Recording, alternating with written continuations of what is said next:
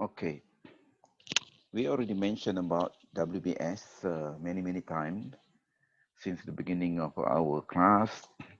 Now, in order to prepare, okay, to prepare to develop network diagram, one of the first thing that you must do is basically to know the activities. What are the activities? So normally in the planning and scheduling field, we will start with what we call developing WBS. Okay, WBS. So this is an example of WBS. You can simply Google WBS for construction project, for whatever project. There are examples that people share. This is one of the example. Normally, if you notice WBS, uh, during the you notice there is a here from here on. This is the initial what we call work. What I would say pre-project. Okay, before the actual construction begin.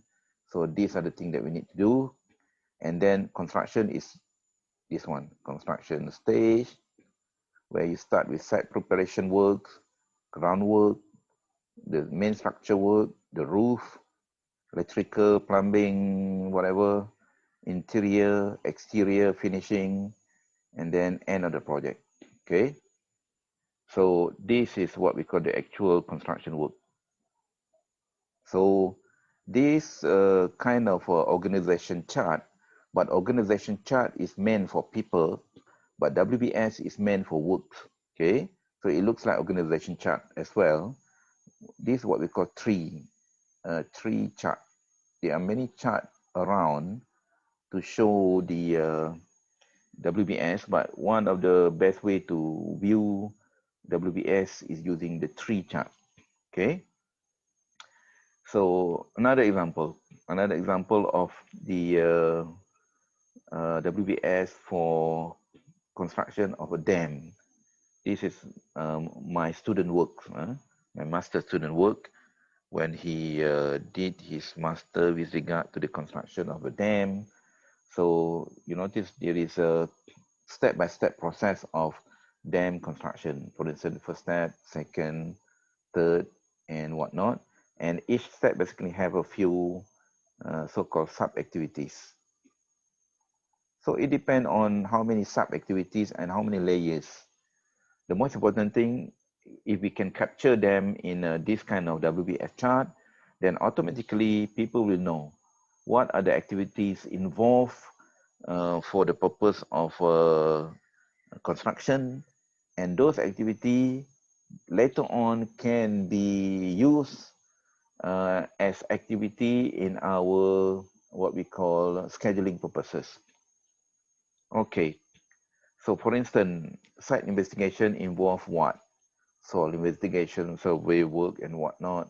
So you, as I mentioned at the beginning of our lecture, remember the word project management. Project management basically involve knowledge plus skill plus tool plus technique. So knowledge is something that you can gain by reading books, by going to classes, etc., etc. But the issue is skill. Skill is something that you simply cannot gain through reading books and looking at things. You must basically experience yourself. So to be a good scheduler, okay, to be a good scheduler, you must have basically hands-on experience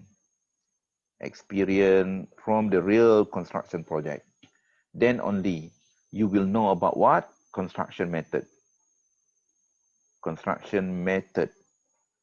What is construction method? How to construct something. What are the steps? Well, you might know the general step. We know that people normally construct roof maybe at the later stage. You do not construct roof at the beginning of the project anyway. Well, everybody know that. But then what basically involved in roof construction? The detailing. So in order to know those things, you must know what are the item or the things that people use to construct roof. And even roof itself also have many variation of roof. So you just imagine, to construct a building is different thing. To construct a bridge is different thing. To construct a LRT, MRT, what we call the floor, whatever, that would be different thing. So it requires a lot of hands-on experience. Then only you can basically do the better scheduling. Setting out, okay, what are the things, site clearing, earthwork, etc., etc. Normally involve cut and fill, and then to certain extent, formation of the level to the one that we want, and then substructure work normally involve below ground work. If, for instance, you have basement or basement for car park, but in Malaysia, normally houses, normal houses won't have any basement because we do not do that. But for the car park, for the commercial building, we could use that thing. And then superstructure, okay? In Malaysia, for instance, because we use a lot of concrete structure, we normally go by the constructing the frame, the main frame. The main frame meaning to say beam, column, and slab. That could be the frame of the structure. But for other country, sometimes they construct, they use a frame, a wood frame, for instance, in US, Australia, normally when they want to construct a house or whatever, the internal partition are normally, they do not use brick a lot, okay? Just use the normal, what we call gypsum wall board. So they will have different frame, okay? Different frame. The structure one is different, but inside is different. And then roof structure, the trusses, roof tile, protective layers, and insulation and whatnot, okay? M&E, M&E, and to a certain extent, even now, communication could be considered as the third utilities. Okay, very important utilities nowadays. Long time ago, people do not consider that as part of the thing. Plumbing, sanitary work, we do not have the issue with regard to heating in Malaysia. So heating is no here. Air conditioning is there, okay? And then finishing, all the detail about the windows, and then the door and ironmongery and whatnot, all the finishing with decoration, and there is part of the work. And infrastructure work involve external work, drainage, sewerage, etc., etc., including the parking lot, okay, the fences, and etc. Okay, and then landscaping could be part of your construction work as well. And then that's it. Example of the work involved in the construction. That is general. Every construction project normally do have that kind of similarity. All right. Okay, now let's go to another slide. Okay, another slide with regard to WBS. Okay, detail slide. Okay. Okay, organizing project tasks and estimate duration, estimation. Okay, organize the project tasks. Project tasks can be organized in two major ways during WBS by grouping them in appropriate group. Okay, appropriate group. Let me put a second here. What is that? Okay, here. All right. What is WBS? It's the process of dividing the project task into smaller, manageable component for planning purposes. The issue with the manageable, we want to attach what we call quantity of work with regard to certain activities. Once we can attach quantity, then it is more manageable because we can measure to what extent certain work has achieved in terms of the quantity or even cost or even usage of laborer and other resources. In management, there is one quotation say, you cannot manage something that you cannot measure. So measurement is very important because once you can measure, you can quantify things, then it is much easier to manage things because you can always relate to how many percentage of work you have achieved. WBS, organizational tool for complex project, first step in creating schedule. If you do not know where to start, well, the best thing is basically start with WBS. That is the best starting point to develop WBS. Useful for defining the scope of work. Okay, sometimes it is often it is possible to happen during construction that people miss out some of the item inside the building. Sometimes the window could be missing, the stair could be missing, the balcony could be missing. Why? Certain opening could be missing due to the fact that they do not put those things in proper planning. Because sometimes those things is very small in the drawing that you can't even see or you simply can miss.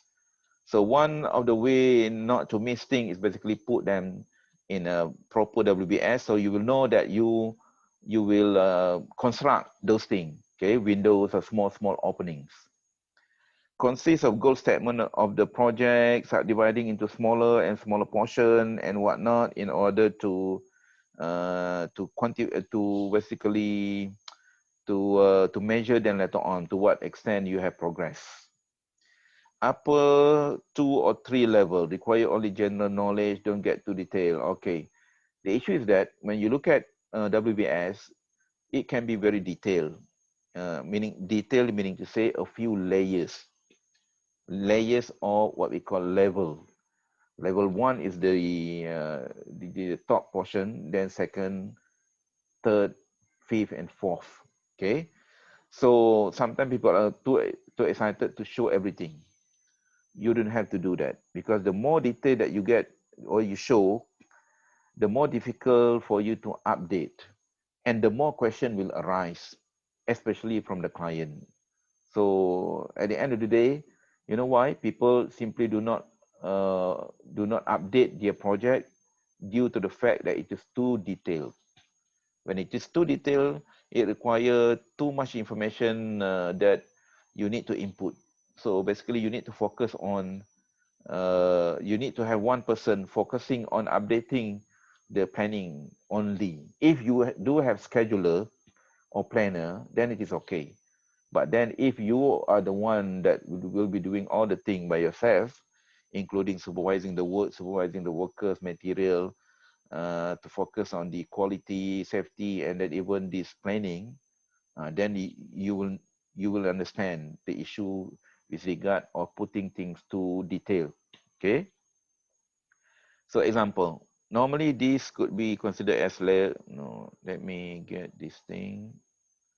This could be considered as level 1, level 2, level 3. We could have level 4, level 5. So it depends. Okay. It depends on you.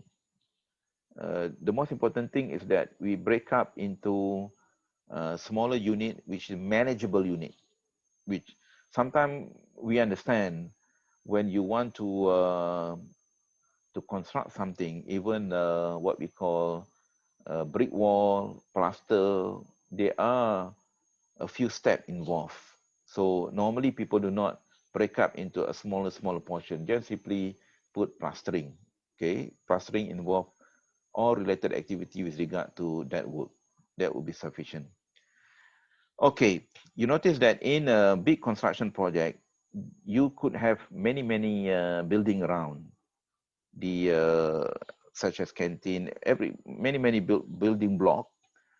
Then you can divide the WBS according to area, blocks, okay, category of building, etc., etc.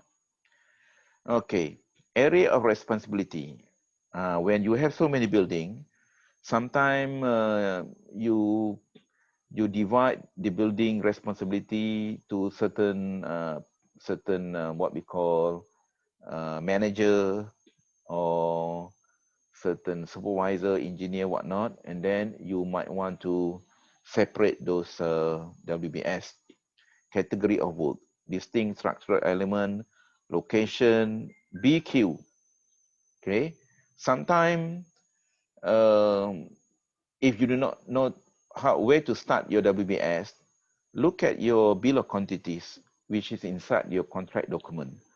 So bill of quantities, everything is there already, and people will pay you based on that amount. So that could be a starting point. And nowadays, we in Malaysia, especially public work department, uh, they would like to request the planning to be associated with BQ for easy interpretation of the payment issue.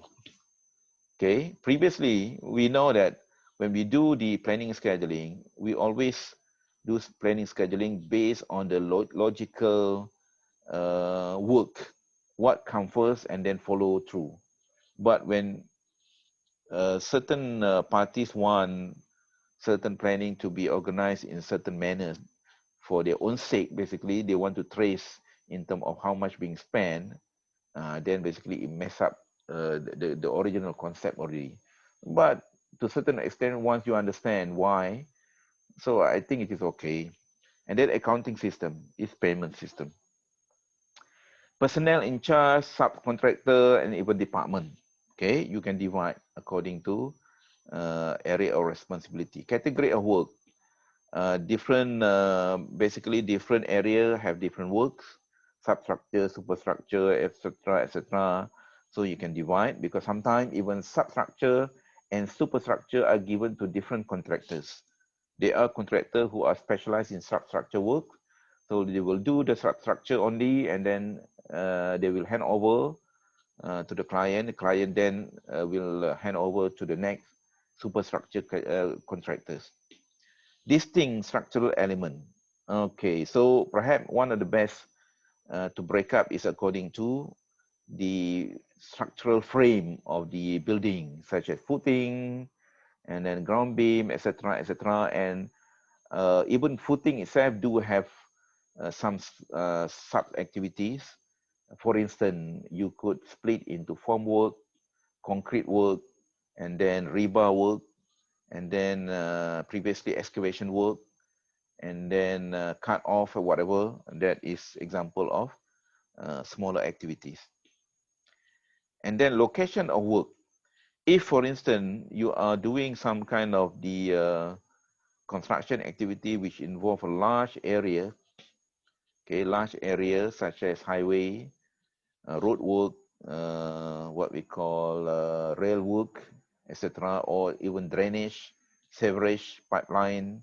So it is better to split into kilometer or chainage, we call it, okay, or even region, etc. BQ. Okay, you notice that in the contract document, BQ normally being split into different section, okay, which involve preliminary works. What are the preliminary works? Preliminary work normally involve with the temporary structure, workers' quarters, welfare facilities, site office, that basically prepare you to really goes into the major construction work. Okay, normally it's like that.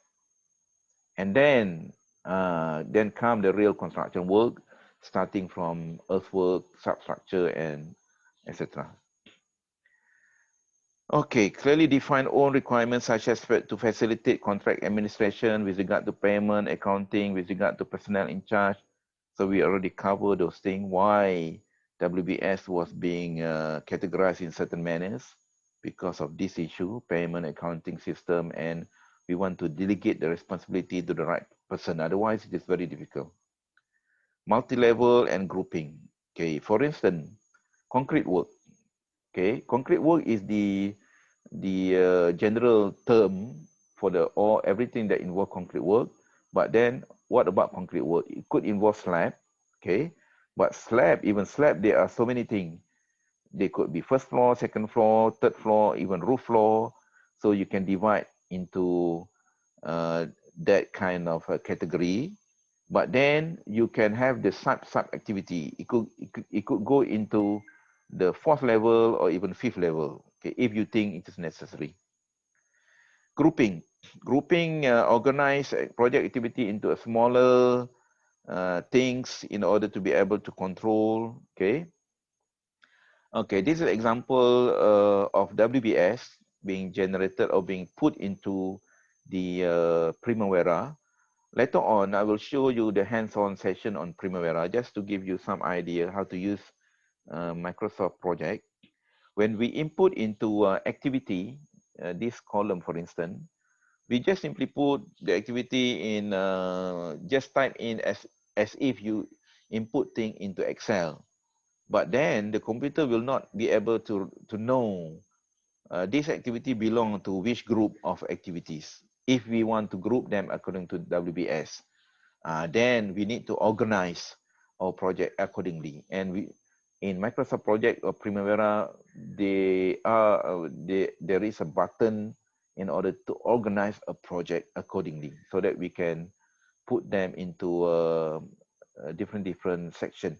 But in US, for instance, if you notice the coding under the first column here, activity ID. In US, they already developed coding for almost all the activities, and that coding later on can easily be sought or can be easily be matched to the accounting system or payment system. So everybody understand this kind of category because they basically learn those things and they use inside the industry. But we in Malaysia, we don't have that kind of what we call standardized coding yet until now. Okay. Group under work process, design, engineering, foundation, structure. Previously, it was being grouped under department. Okay, you notice the differences.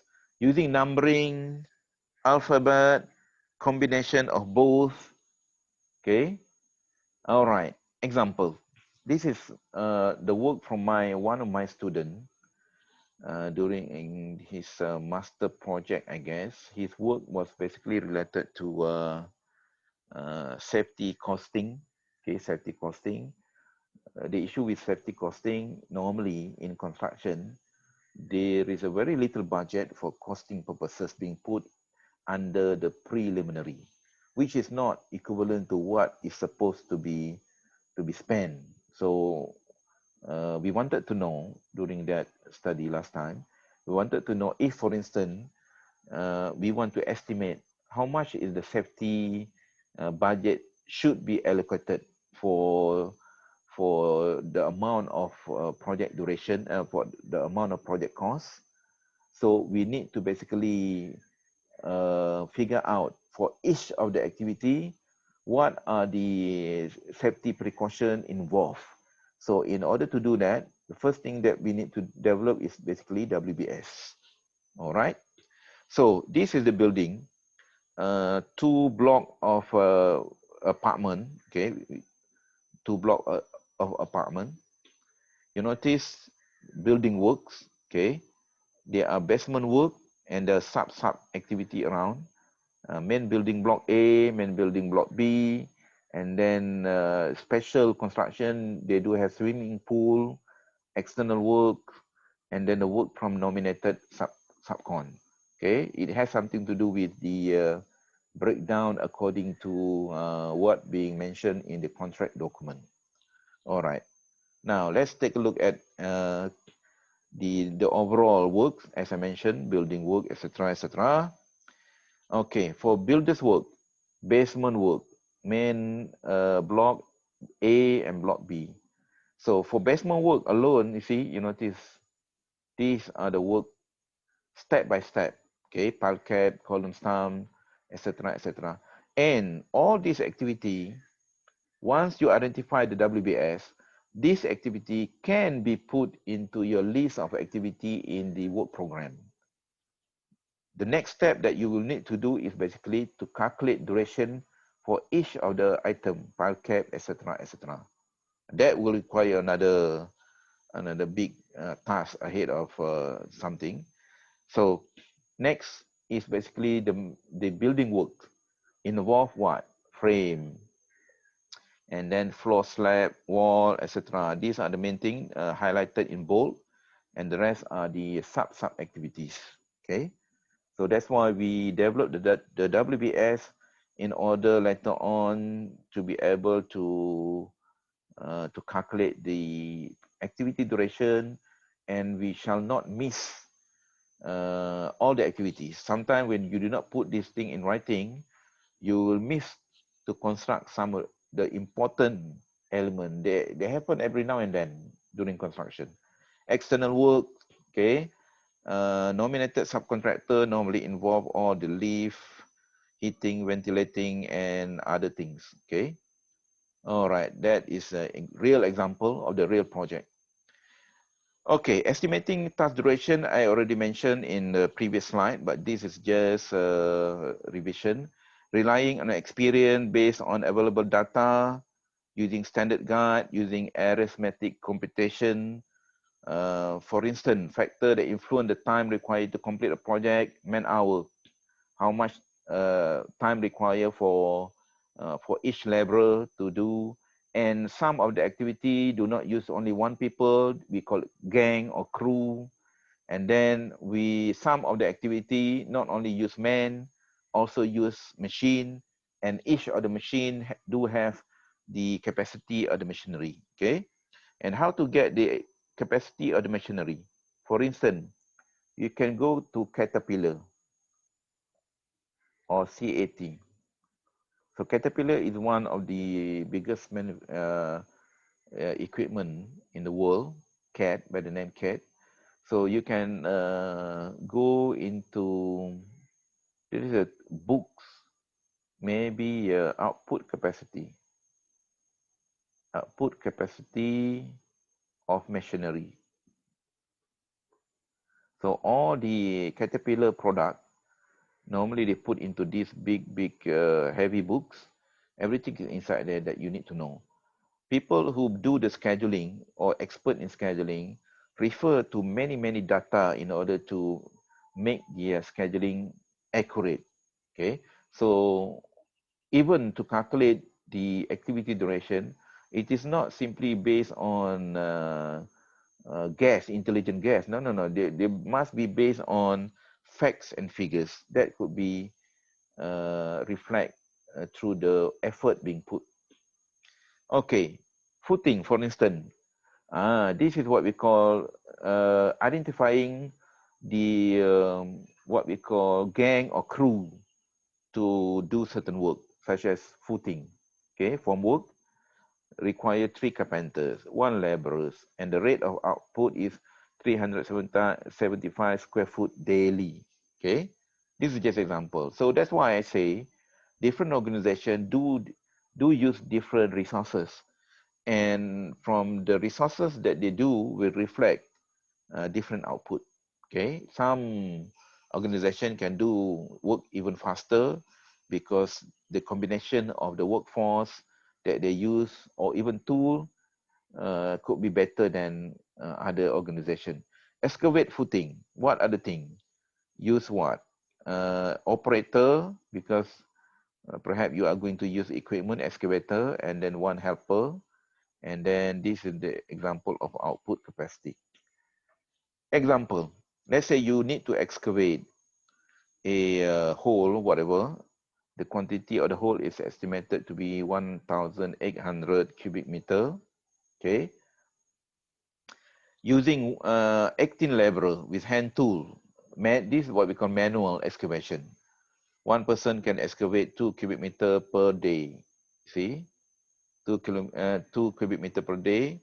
And if you use that thing, 18 laborer with 2 cubic meter per day output capacity each, you see how long is that project is going to be completed? 50 days.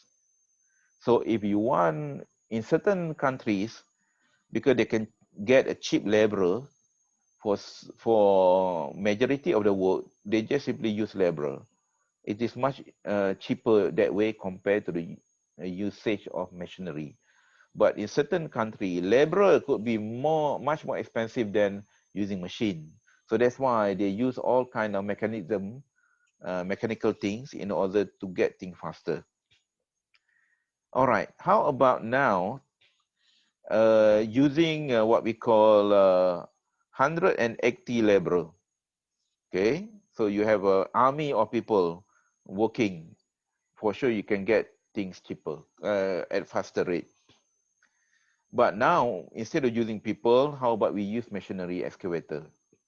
Excavator can, with a certain bucket capacity, and excavator also come with different bucket capacity. If you want the one which is higher capacity, but bear in mind, the more output capacity of a machinery, the more cost that you need to pay. That is the normal practice. Okay, bigger capacity machinery, you need to pay more. As simple as that.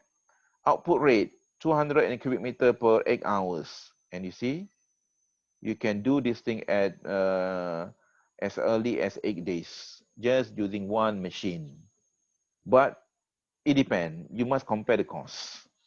But for country like us, it is better to use machine, even for concreting purposes. I have been to country like Indonesia, where they simply use, maybe a long time ago, manual labor even in order to do concreting for 4-story building. It is much cheaper compared to using crane. But in Malaysia, even a single story building also we use crane. That will be faster and easier.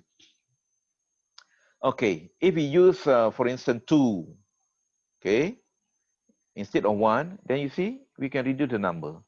That's how the utilization of the right machinery with the right capacity or output will have an impact on the activity duration.